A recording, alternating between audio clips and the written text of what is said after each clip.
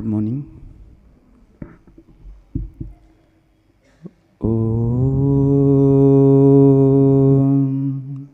Sahana Bhavatu Sahano Bhunaktu Sahavijankara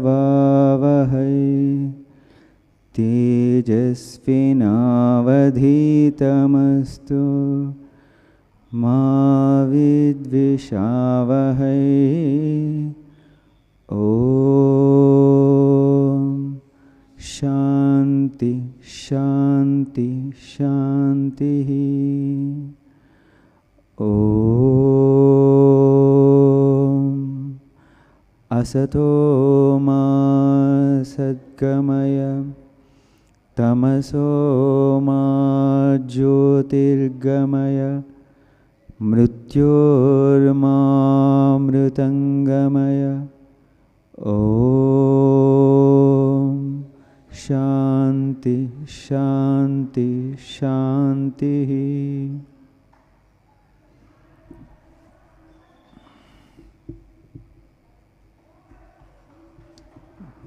Page number 17.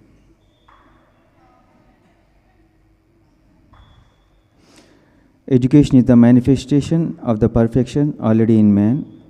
Therefore, the only duty of the teacher in both cases is to remove all obstructions from the way.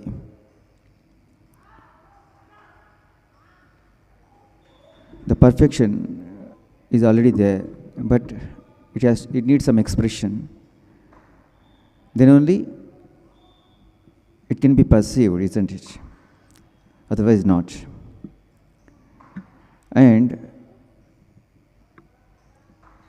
to perfect the soul, that means it is a witnessing the soul. To witness the soul, we purify the body and the mind. We bring it nearer to God by that purification process through several yogas. And the teacher always, if the student is indrawn his mind, he asks him to get up and work.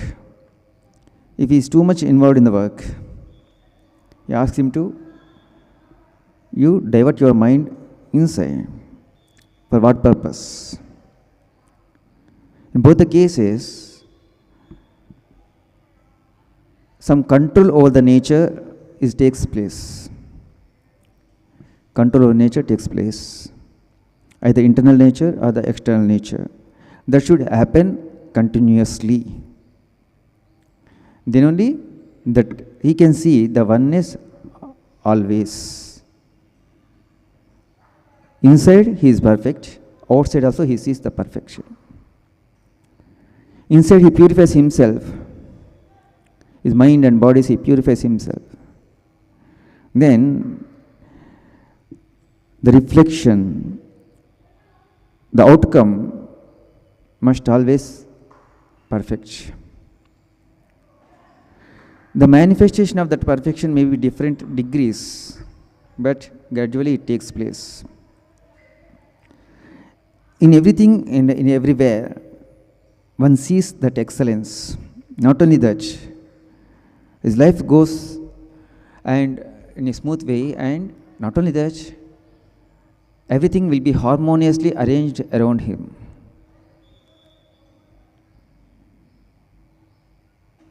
That kind of purity drilling machine is Ramakrishna Math and Mission. Swami used to say himself, it's a machine. Ramakrishna Mission is a purity drilling machine, he used to say. Through practicing the 4 yogas, we purify ourselves in that way. By accepting our ideal, wherever we may be, we can progress spiritually and materially. But the greatness of a man lies in the amount of sacrifice he does for the sake of mankind or for his fellow beings. That's why renunciation is a must. If a man satisfies with bare or minimum needs, and whatever the surplus things are there, if he tries to give back to the society, if he gives them back to the society, then he will see its results. Swami used to say, great accomplishments are possible by great sacrifices only. There is no other magic. One has to give back the society. The more you give, the more work will be accomplished. And here, whatever the thing that you are doing, you may be thinking that you are sacrificing, but actually, it is for your development of the soul. By that, you are only getting benefited. It is not the others benefited. The receiver, it is not the receiver. That's why we must have to pay more attention for living a simple life. Then, gradually, we depend less on the nature. When our dependence on the nature comes down, the existence of nature doesn't matter,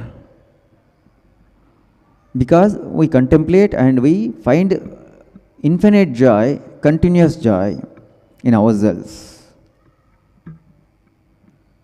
Then the true yogi is oblivious about his surroundings.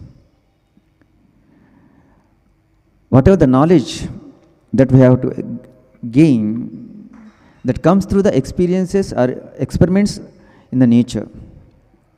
That's why we should not lose any single opportunity. Of course, our tradition is great, our culture is great, India is great, yet it is not because of some family system, we have good family system or something else, but because wonderful spiritual knowledge, wonderful spiritual giants India has produced. And the glory of India lies in only two things, two ideals. By following two ideals only, the glory of India can be more greater in future days. That is, if that has to take place, we have to educate ourselves every day. Every day means we have to see the continuous development, whatever the thing that we learn.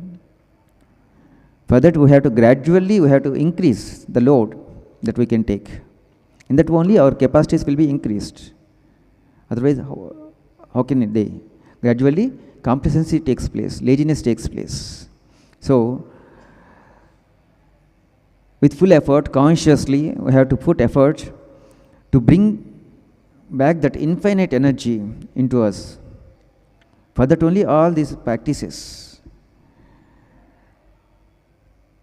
whatever the language skills that we are learning, basic skills, listening, speaking, reading and writing, isn't it?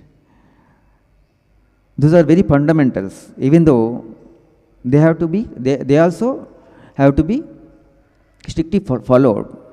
In them also we have to excel day by day. We have to still enhance our listening skills, speaking skills, reading skills and writing skills. All the skills we have to enhance.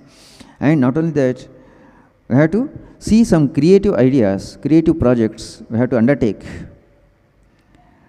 You might have found out this story mission, isn't it? Here it is. And we are taking that word set puzzles and crosswords, isn't it? And the other things are some information or stories. By learning the language, we have to develop some language skills. It was said in our literature that there are 26 language skills for Telugu language. 26 language skills are there. Like writing poetry, writing prose, storytelling, or ekapatra abhinayam, or stage play, or nritya rupakam. Like this, 26 language skills are there. We have provided this opportunity. By learning the language, so many opportunities are there in front of us. We have to explore them, we have to experiment with them. Otherwise, those arts and skills also will gradually they will become extinct. Some Buddha Katha, isn't it? Hari Katha, Buddha Katha, all those things are there in Telugu. Avadhanam. Those are all play of the games, play of the language, play of the words only, isn't it? So, the ball is in our court.